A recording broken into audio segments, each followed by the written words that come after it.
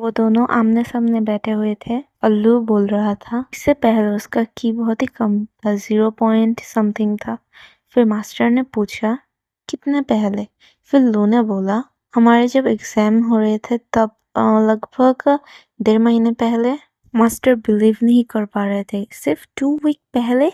इतना जल्दी तुम्हारा कैसे ग्रोथ हो सकता है? फिर मास्टर ने पूछा क्या तुम कोई सी नोबल फैमिली से हो या फिर तुम्हारा कोई ग्रैंड मास्टर है? फिर लू ने बोला नहीं नहीं मास्टर, ऐसा कुछ भी नहीं है, मैं तो बहुत ही आम सा फैमिली से हूँ और मेरा कोई भी ग्रैंड मास्टर नहीं है। और लू ने बोला कि मेरा एक सीक्रेट है पर मैं वो नहीं शेयर कर सकता। फिर मास्टर सोच रहे थे कि मुझे इस लेवल पर पहुंचने के लिए कितना कुछ करना पड़ा, पर लू इतने जल्द इस लेवल पर आ गया, मुझे बिलीव नहीं हो रहा है। मैंने यहाँ तक कि बैटलफील्ड पर अपने जान का बाजी भी लगाया था, मॉन्स्टर के साथ लड़ाई भी किया था।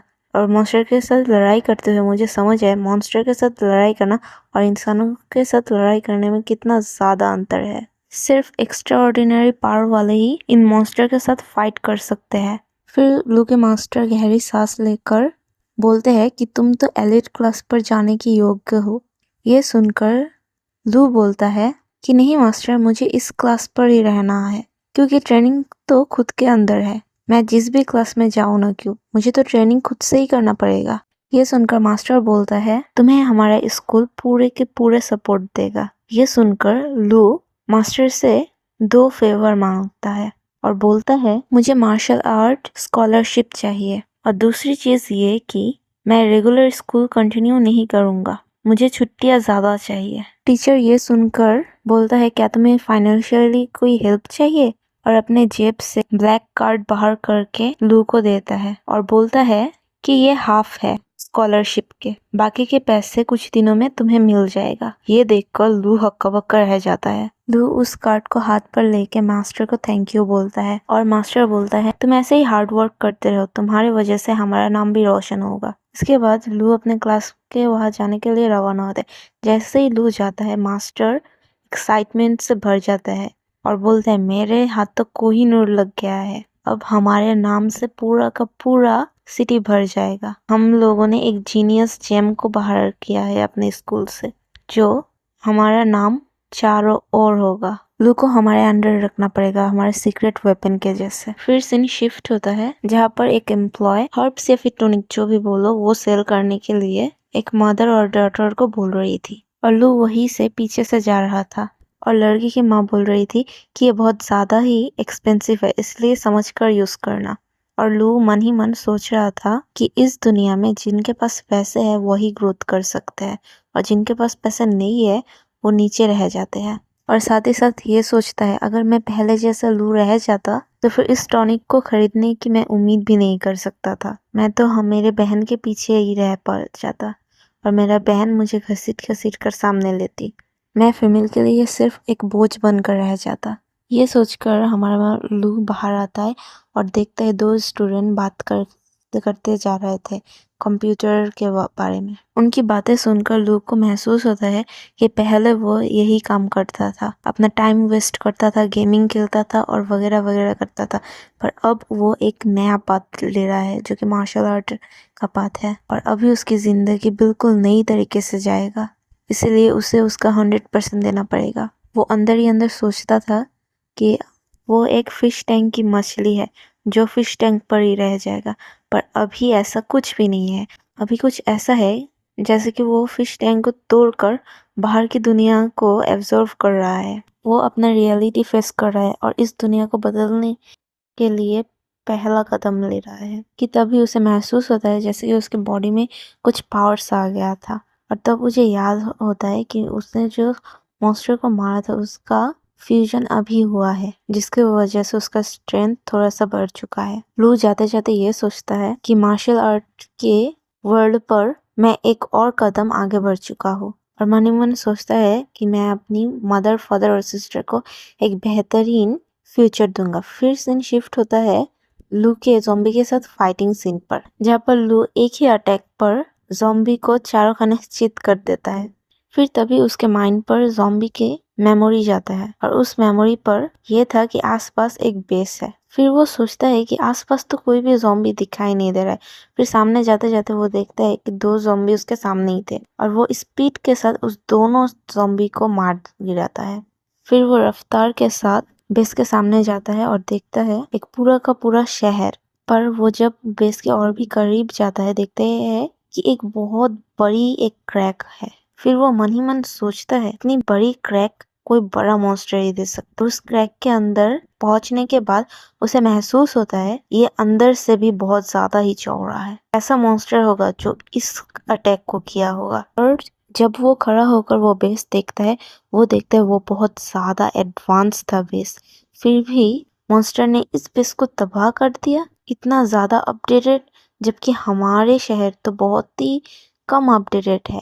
इसके तुलना में 100 गुना कम अपडेटेड है और ये इतना ज़्यादा अपडेट है। अगर हमारे शहर में मॉन्स्टर अटैक करे तो फिर वो तो चूर मार हो जाए। ये सोचते सोचते उसकी नज़र एक बड़ी सी बिल्डिंग पर गई जहाँ पर उसे लगा कि कोई लाश गिरी पड़ी हुई थी। पर जब वो गौर से देखता है तो वो देख पाता है वो एक ज़ॉम्बी है। पर जब वो गौर से देखता है वो ज़ॉम्बी इतनी दूर से इतना ज़्यादा भयंकर ऑरा रिलीज करता है कि उसका इफेक्ट लू के ऊपर भी होता है और वो पीछे जा के गिरता है उसके डर से। और लू सोचता है वो जो शॉक आया था ना ज़ॉम्बी से वो कोई आम शॉक नहीं था, वो साइकिक शॉक था। और लू मन ही मन सोचता है कि मैं तो उस ज़ॉम्बी के आसपास भी नहीं हूँ, मुझे उतने ज्यादा ताकतवर बनने के लिए बहुत कुछ करना पड़ेगा। और लू सोचता है कि उस तरफ ना जाने में ही भलाई है और फिर वो अपना दिशा बदल लेता है और वही के आसपास जो आम ज़ॉम्बी थे उनको मारने लगता है। उन ज़ॉम्बिस को मारते हुए वो एक अपार्टमेंट के अंदर जाता है और देखता है वहां पर वो स्पून और कई सारे चीज वैसे के वैसे ही पड़े हुए थे। उससे सोच आता है कि यहाँ पर भी इंसान रहते थे, पर अचानक अटैक के कारण शायद वो सभी लोग यहाँ से चले गए। शायद ये कोई वायरस होगा जिसकी वजह से सभी इंसान अफेक्टेड हो गए। तभी उसकी नजर सामने पड़ी एक गोले पर जाती है। जैसे ही वो उस गोले के सामने जाकर उस गोले को छूता है एक होलोग्राफिक के जैसा कुछ नजर आना लगता है। वो इंटरफेस लू को बोलती है कि I am the artificial intelligence. लू ये देखकर हैरान हो गया कि ये होलोग्राम कितना ज्यादा रियलिस्टिक लग रहा है। फिर वो रियलाइज करता है कि ये एआई तो मेरी ही वॉइस का नकल कर रहा है। क्या इसके अंदर कोई लैंग्वेज सेटअप है जिसके वजह से इसका लैंग्वेज मैं समझ पा रहा हूँ।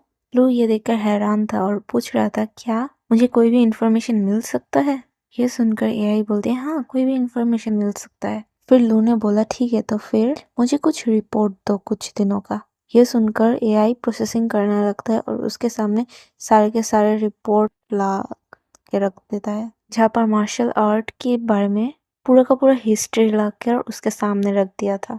ये देखकर लू हैरान हो गया, इतना सारा डेटा। वहाँ पर 10th रैंक के मार्शल आर्ट की भी स्टोरी थी, बेस के बारे में बहुत ही ज्यादा क्रिटिकल इंफॉर्मेशन। लू ये देखकर हैरान हो गया कि 10 रैंक के मार्शल आर्ट होने के बावजूद भी ये बेस टिक नहीं पाया। ये तो बिलीव ही नहीं हो रहा है। जैसे जैसे वो सामने जा रहा था फिर एआई ने मॉन्स्टर ने जो डिस्ट्रक्शन किया था उसका फुटेज दिखाया और वो मॉन्स्टर को भी। ये देखकर लू हैरान रह गया कि इतना ज्यादा पावरफुल मॉन्स्टर। ये देखकर लू सोचने लगा इतना ज्यादा पावरफुल सिक्योरिटी और इतने बड़े मार्शल आर्टिस्ट होने के बावजूद भी ये बेस नहीं टिक पाया। अगर इस बेस की जगह हमारे एकेडमी या फिर शहर को देखा जाए तो फिर वो तो कभी टिक भी नहीं सकेगा। और जब इंसानों को लगा कि वो मॉन्स्टर को नहीं हरा सकते हैं तब वही इंसान अपने वर्ल्ड को छोड़कर एक दूसरा वर्ल्ड या फिर बोलो तो धरती खोजने के लिए बेस पर चले गए।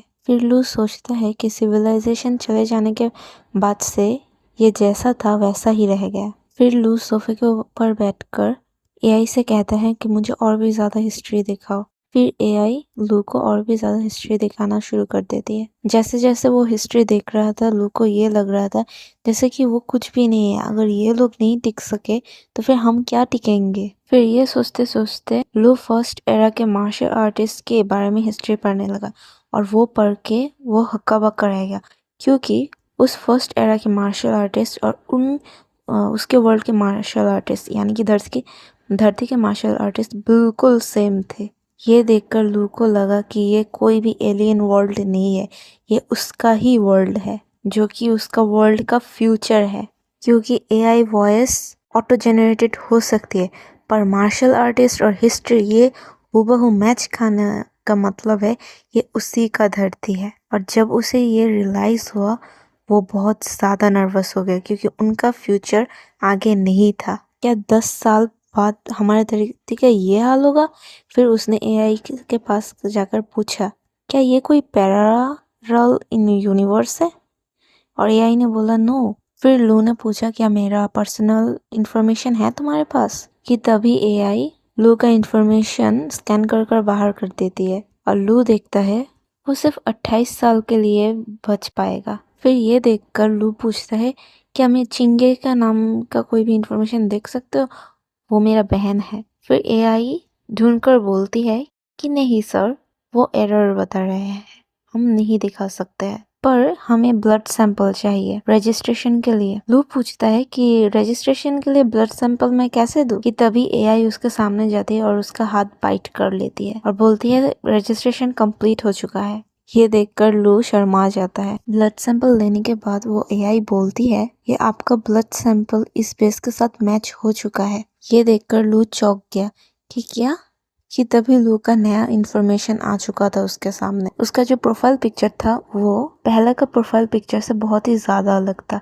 ऐसा लग रहा था जैसे कि फ्यूचर चेंज हो चुका है और वो वहाँ पर वो अपने स्कूल पर टॉप करता है और आगे जाके अच्छा ट्रेनिंग करता है और एक मिलिट्री पर काम करने के बाद एक मॉन्स्टर के हाथों मारा जाता है। और ये भी देखता है कि वो 37 की एज पर मारा गया है, जबकि पहले वाले पर वो 28 पर मर गया था। लू ये सोचकर हैरान हो रहा था कि जैसे जैसे वो प्रोग्रेस कर रहा है वैसे वैसे ही उसका फ्यूचर भी चेंज हो रहा है। और लू सोचता है इस डेटाबेस पर मेरा अभी का जो ग्रोथ है उसी ग्रोथ के अनुसार सब कुछ है। लू मन ही मन सोचने लगा, शायद मेरा ग्रोथ अगर और भी हो तो फिर मैं और भी ज़्यादा फ्यूचर चेंज कर सकता हूँ।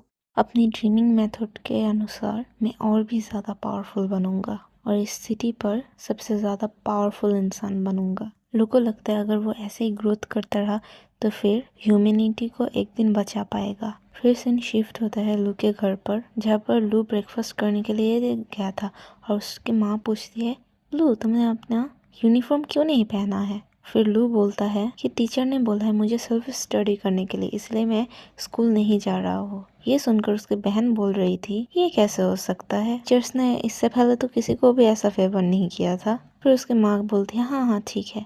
फिर लू खाना खाने के बाद अपनी ट्रेनिंग के लिए जा रहा था। ये सुनकर उसके माँ बोल रही थी ठीक है, और उसके सिस्टर नोटिस कर रही थी कि उसका भाई कितना ज्यादा बदल चुका है पहले से। वो पहले जैसा वीक बंदा नहीं रहा है। कि तभी हमारा मेन कैरेक्टर रूम के अंदर जाने के बाद उसे कॉल आता है और वो कॉल पकड़कर हेलो बोलने के साथ साथ ही उसका टीचर बोलता है, उसके टीचर बोल रहे थे कि तुम्हारे स्कॉलरशिप के बाकी पैसे आ चुके हैं, तुम जल्दी आकर रिसीव कर लेना। लू ये सुनकर बोलता है ठीक है मैं कल आ जाऊंगा। फिर लू फोन रखकर ट्रेनिंग करने के लिए बैठ जाता है और सोचता है कि जल्द से जल्द मुझे हायर लेवल पर जाकर सभी लोगों को शॉक करना है और मेरे फ्यूचर को चेंज करना है। फिर वो ड्रीम के अंदर जाकर एआई के सामने जाकर एआई को बोलता है, मुझे सभी मार्शल आर्ट्स के कल्टीवेशन मेथड दिखाओ। फिर एआई बहुत सारे कल्टीवेशन मेथड ले आता है, जो देखकर ली हक्का रह जाता कि इतने सारे कल्टीवेशन मेथड। फिर लू बोलता है नहीं नहीं, मुझे मेरे लिए जो परफेक्ट है और जो बहुत ज़्यादा पावरफुल है, जो मुझे सूट करता है, कुछ ऐसा दिखाओ। ये सुनकर एआई फिर से स्कैन करने लगती है और उसके लिए 3 सबसे बढ़िया मार्शल आर्ट कल्टीवेशन टेक्निक बाहर करती है। पहला वाला मेथड था स्टार बॉडी रिफाइनिंग और दूसरा वाला था नेचुरल ब्रीथिंग और तीसरा वाला था क्रिस्टलाइजेशन टेक्निक। और लू ये देखकर हैरान थे कि ये तीनों के तीनों टेक्निक रैंक 11 के मार्शल आर्टिस्ट ने बनाया है, जबकि मॉडर्न एरा पर मतलब लू के एरा पर रैंक 9 ही सबसे हाईएस्ट मार्शल आर्टिस्ट है। फिर लू ये देखकर सोचने लगा कि टॉप मार्शल आर्टिस्ट अपने लेगेसी अपने पीछे छोड़कर गए थे ताकि बाकी लोग और भी ज़्यादा प्रोग्रेस कर सके। और लू सोच रहा था कि उनकी लेगेसी फ्यूचर पर ना जाकर पास्ट पर मुझे मिली, पर कोई भी बात नहीं, मैं इसी लेगेसी को यूज़ करके हमारी ह्यूमैनिटी को बचाऊंगा।